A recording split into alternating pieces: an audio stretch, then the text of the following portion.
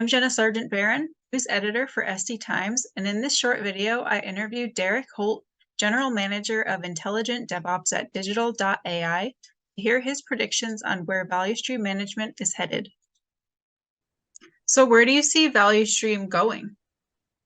So I think 2023 is going to be a really key year in the evolution to value stream management. I think you're going to see more and more of the core concepts and principles be adopted, not just by the innovators, but by the early adopters, and I think the early majority, if you will. Again, we've been on this journey for a few decades now, right? Going from agile transformations in the early 2000s to DevOps and maybe 15 years ago.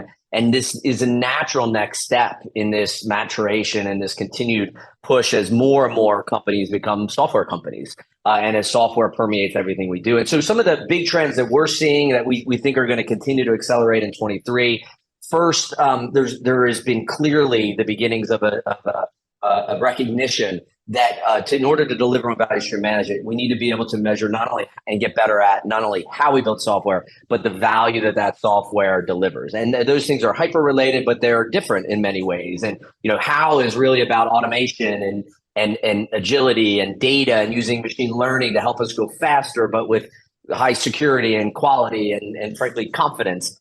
Value part is really about measuring, are the software investments we're making, the new versions, the new features, are they driving business outcomes, or did we just release code for the sake of releasing code? And I think those are, again, really important elements, but just a little different. And folks are, adopting different metrics and views into getting better at both of those key elements. Second, we're seeing companies, and this shouldn't be surprising, we are seeing companies adopt value stream management and value kind of based development in incremental phases, not in a big bang approach, right? And again, this is not uncommon. Most of the revolutions in the world happen very evolutionarily. And so we're seeing folks, again, talk more about how do we integrate our end-to-end tools so we get better visibility end-to-end? How do we talk less maybe about business and IT alignment and talk more about business and software integration, where the business is the software and the software is the business, which is becoming the case with more and more companies. And then we're seeing folks adopt what are relatively simple constructs, but are very, very powerful. Things like OKRs are starting to be adopted more and more. Things like NPS and other KPI. This doesn't have to be overly kind of complicated. We can get started with having those value-based conversations. And again, we're seeing that happen more and more. And then lastly, the big prediction that I'd have for this year, and frankly, it really started in 22, if not even a little earlier than that, is we are going to start to turn the data that is thrown off by the business process of developing, delivering, and managing, so both on the development and the operations side of the house.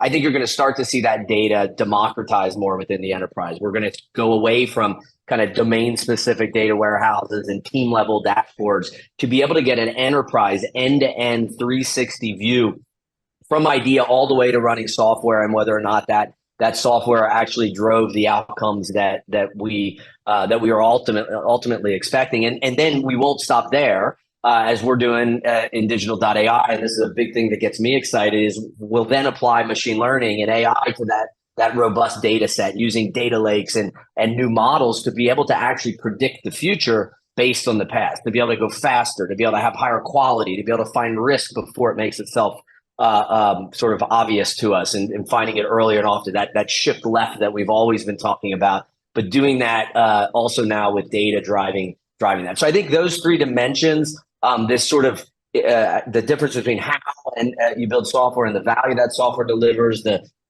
incremental adoption of getting to value, and then using data in everything that we do. I think those are going to be kind of three big elements here in 2023.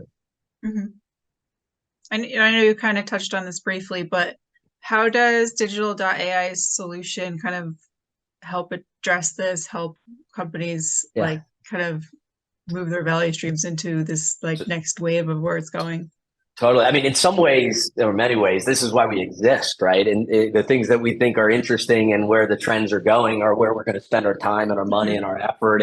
And we think about it very specifically for the enterprise. We love all types of businesses, but we try to focus on the challenges that the enterprise has, that scale, heterogeneous environments, complexity, et cetera.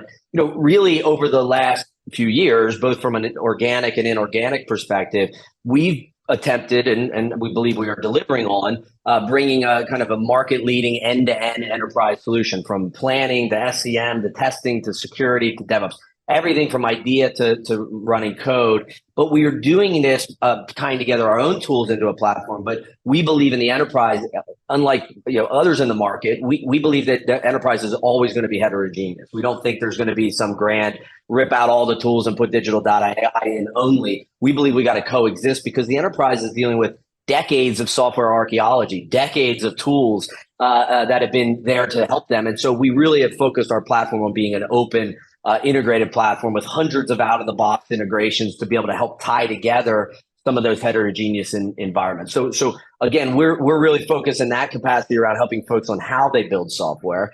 We've then supercharged all of that with next generation data lakes and analytics and machine learning to help organizations get that 360-degree view backwards. So of course, we do domain-specific dashboarding, but we also have best-in-class DORA and flow metrics and product owner 360s and CIO dashboards where you're bringing 3, 4, 5 different data sources together to be able to give a better panoramic view. And in fact, as the person at Digital.ai that runs the majority of our development, I use these dashboards no matter where I am in the world. I use these analytics to see what's going on with my teams and how we are progressing. And then we go one step further. We use that machine learning and AI I mentioned earlier to start to predict the future, again, based on the past. And lastly, I've touched on this a little bit, but we wake up thinking about the enterprise. And so when we think about that, it's about not just teams and individual tool chains, but it's teams of teams and tool chains of tool chains.